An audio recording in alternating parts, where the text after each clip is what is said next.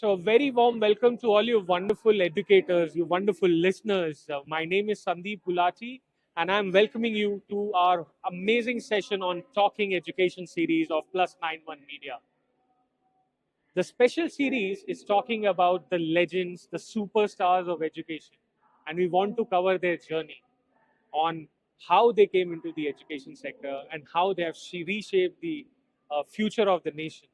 Uh, Today, with me, I have what we call as the original, the OG superstar of education, Sri Raghav Podar ji, the chairman of Podar Group, and has been a beacon of education, have been showing the light of education, have been heading the sector since a long, long time. So we just have 2, 3 questions with you. Sure, Podar sir. please. That it is, I've been knowing you since the last 8, 10 good Yeah. years, and I've always seen you, dedicated yourself towards the education.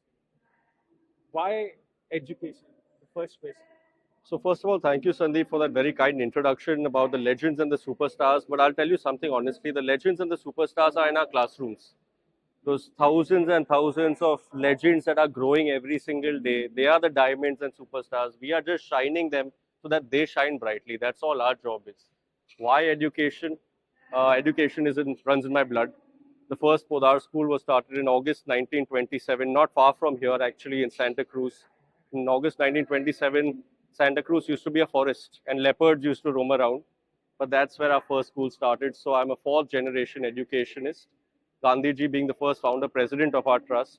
My great great grandfather, Nandilal Podar, had given a donation of 2,01,000 rupees in August of 1924 to set up the fund and the trust which now runs schools all across India.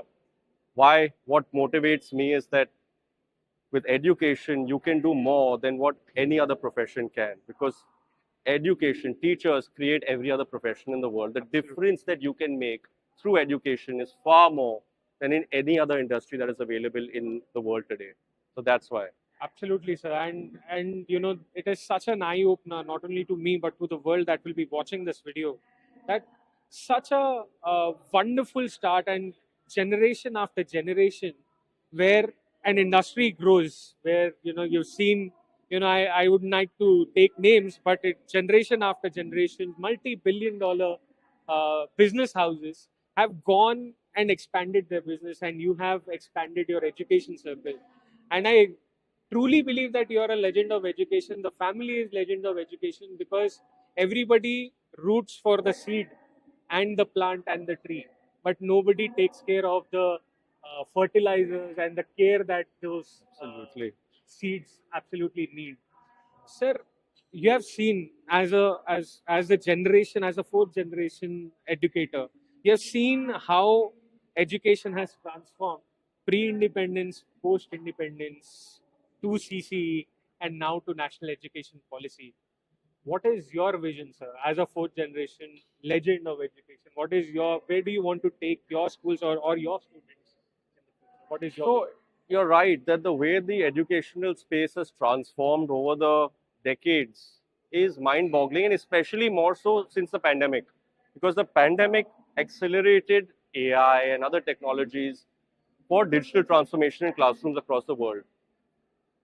So our vision is definitely to equip our students with 21st century skills, which is not only about content mastery, but about competence mastery. The world economy in the 21st century will not reward you for how much you know, but for what you can do with what you know. Not for the amount of knowledge that you have, but for how you apply the knowledge that you have. But one of the most beautiful things about education is throughout this journey of 98 years, there's one thing that has not changed. The fundamental crux, the basis on what education, good education lies, is the human relationship a teacher forms with a learner. That is not changed, it will never change. Let AI come, let any other come, technology come. The fundamental basis on what good learning takes place is the human relationship. The hippocampus, the learning center, memory centers of our brain are right next to and connected to the amygdala, the emotional state center of our brain.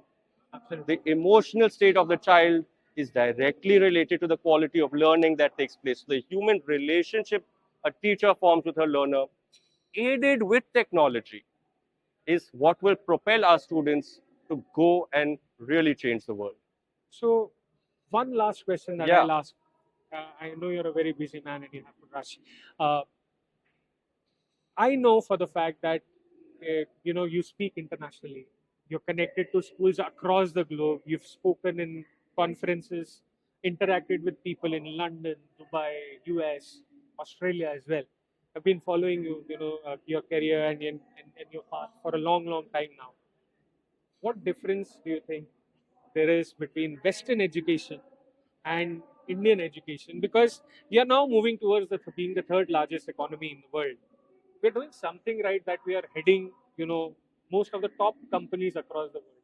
So when we compare ourselves to some other land, I think motherland education is doing something right. So how do you compare, and what difference do you find there is in the schools or the education abroad and education back So in India? I'll answer that both in a balanced way. So one good thing about us and one thing that we need to improve upon as compared to the international space.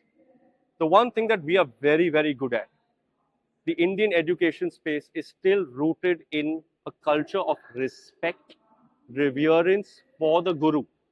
Guru Deva Bhava, it's still somewhere intrinsically in us. It's slowly changing. Unfortunately, with the degradation of time, that's changing slowly. But still, our culture is deep rooted in respecting our elders, respecting our gurus, respecting our teachers. So that is something you see in India, which you do not see in the West. America, France, Spain, Greece, Australia, they don't respect their gurus at all. Very little. The one thing that we can improve on is the autonomy that is given to teachers. Absolutely. The way that education system runs in India is the principals or the management try to control or micromanage the teaching learning process too much.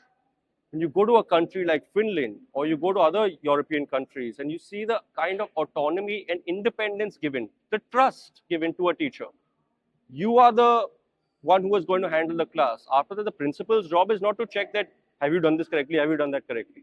So that is something I feel that we need to improve upon, give more trust, faith, belief, confidence in our teachers and allow them to flourish. Thank you so much, sir. And I so totally agree with you. And not only just the management, I think the government also needs to have a little easy hand on the private education sector. I think 50% of Indian students goes to private Yeah. education system, Yeah. and yet we are scrutinized.